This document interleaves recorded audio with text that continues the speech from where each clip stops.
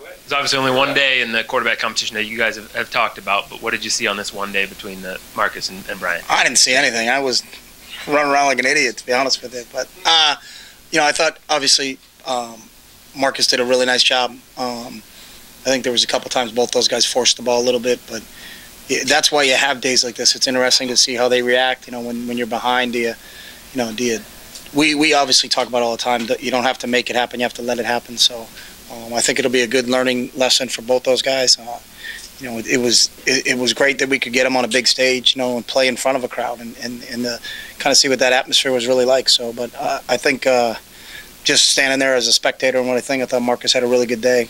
I thought there were some decisions he could make better. And I thought at times Brian did some good things. But the tough thing is when you split yourself into teams is, I think sometimes you're victimized by some drops or some protection things that, we'll look at the tape and kind of see where they are. But I'm pleased with our quarterbacks.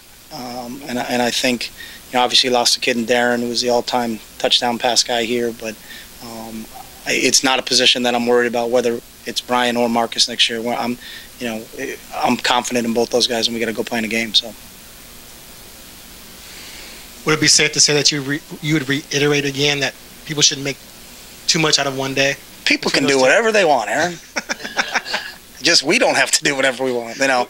It's a big thing for us, and again, it's April 28th, and we're playing September 1st. So, both kids did things today they need to learn from, both positively and negatively, and I think that's what you hope you do. But they got to come back, and it's really those guys running 7-on-7 and doing all those things in the summertime because we're done. This is our last day we can be with them from a football standpoint. So, they'll have them during the summertime, and then we'll get back. I think August 7th or 8th, whatever time we get that first practice, and we'll get rolling then. And, it'll be neat for us as coaches to see what improvements made over the summer between both those guys and how do they, continue to progress because they're both young guys. They got a tremendous amount of upside, and let's see, who's better when we come back in August, and we'll get going from there. So it's the nature of it. I think that's what makes sports great. Everybody can compare and contrast and have an opinion of where we should go and what we should do. But, fortunately for all of everybody involved, we don't really have to make a decision on who's going to be our quarterback until we get to, about a week out before that first game. So.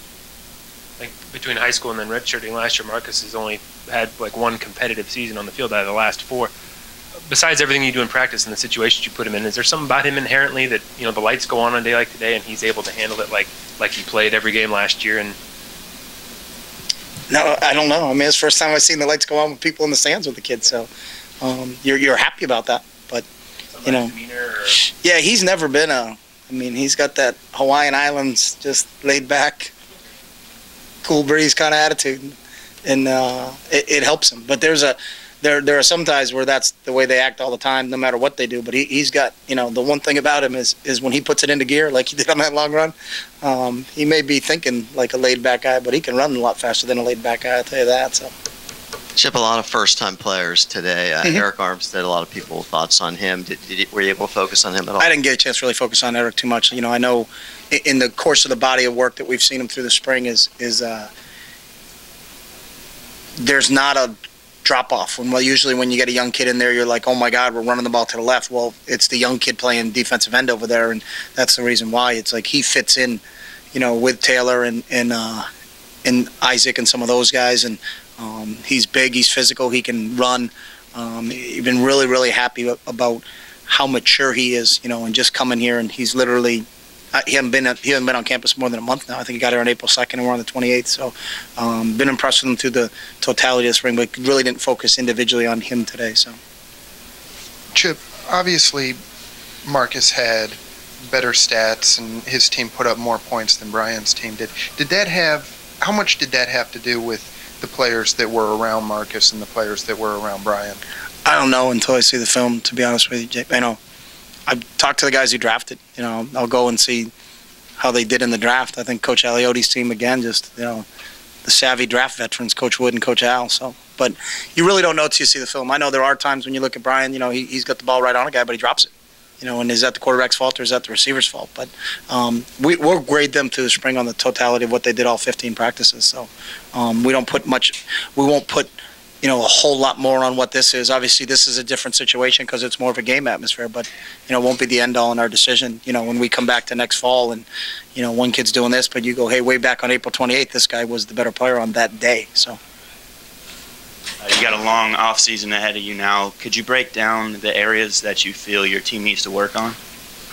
Overall, I think it's developing depth. At certain positions, we've got some good frontline guys. Linebacker's a great spot like that. With Kiko Alonso, Michael Clay returning.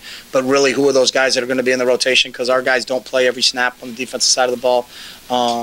Offensively, we've got some question marks that we still need to get answered at wide receiver. Who's going to be able to go along with some of the kids that we got coming back because we graduated some good players. We lost David Paulson to tight end. Where are those snaps going to be distributed? Then we got some answers with some kids like Carson coming back, but really didn't go through the spring for us. How does he fit in? But we lost Darian Weems and we lost Mars Asper. So I think at every position, there's just one or two, And I think at some positions, the frontline guys you feel real confident in. I'm confident in Deion Jordan and Boseko Lokumbo and Taylor Hart and Clay and Alonzo and all those guys. But who are the other guys? Because our guys don't play every snap defensively. We're going to rotate 6 linebackers. We're going to rotate 10 defensive linemen, 10 DBs. So, really developing depth at positions where we got guys coming back, and then trying to find out there's some big holes, especially, for us at wide receiver, trying to find out who's going to play there, and at tight end there are going to be some specific questions. And then really where's the depth behind? I feel we got 2 proven running backs in Kenyon and DeAnthony, but where's the depth behind them? And I think those will be some question marks as we move forward. Speaking about Kenyon Barner, it was his birthday today. I didn't see him get on the field too often. Was there a reason he didn't get too many touches? Do you feel like he has won that starting role as running back? Has he won the starting role at running back? Yeah, I mean, he's obviously our number one guy, but we also have a 1A guy that goes along with him. So, you can't be in this league and just have one running back. You need to have some depth there, and we've been fortunate, since I've been here to share that load a little bit, whether it was Jeremiah and Jonathan Stewart, and then it was Jeremiah and LeGarrette Blunt, then it was LaMichael and Kenyon, and that went on for a couple of years here, and now it's who's going to go along with Kenyon. I got a ton of confidence in DeAnthony, but it's really developing some depth behind those two, so.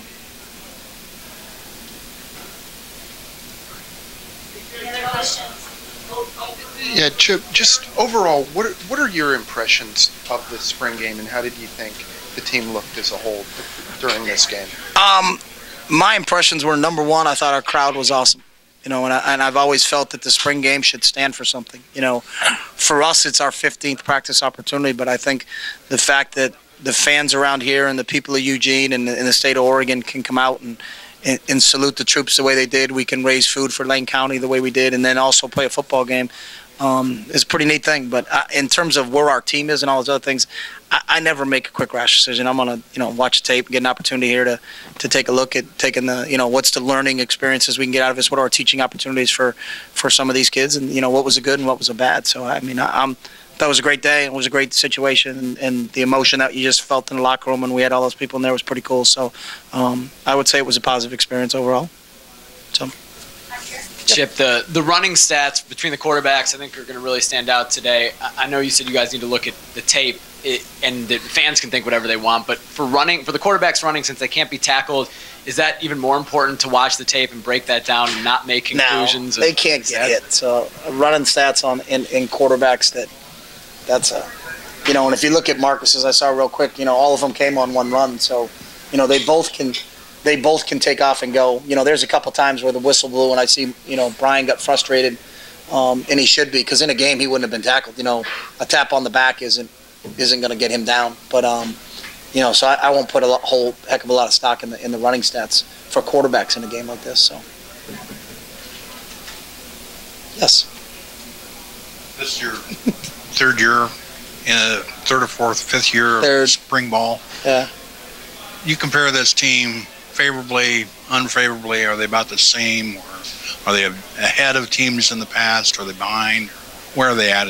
I'm not avoiding. I never compare teams, so I don't look at it and say this team's like that team, which is this team, and it's every year is different, and every year it's an entirely new season, and every year it's an entirely new group of guys, and I don't look back and say this team's like that team or that team's like this team, because it doesn't do me any good to compare them to whoever. I mean, it's about, we always look at each individual situation, and whether it be personnel, whether it be scheme, whatever, and how do we improve it, and that's it. So I've never compared the 09 team to the 10 team to the 11 team to the whatever. So, But you do have things that you have a number of the number of snaps you're going to take during the spring. Those sorts of things. Did you accomplish the goals that you we don't want to have accomplish? goals like that. I mean, I think we never.